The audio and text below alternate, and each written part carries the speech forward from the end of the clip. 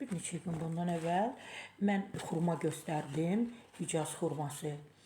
Dedim ki, bunu alanda orada mənə dedilər marketçi Sara xanım, burada Rəcəb Tayyib Ərdoğanın çayla içdiyi bir xurma var.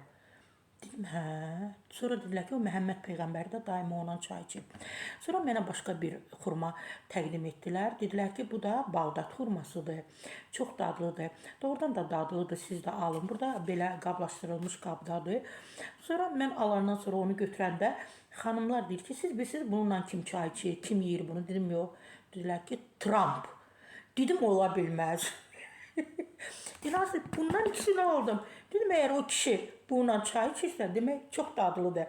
Əzizlərim, bax, Bağdad xurmasıdır. Yaxından göstərirəm sizə. Alın, ətirlidir, belə çox dadlıdır.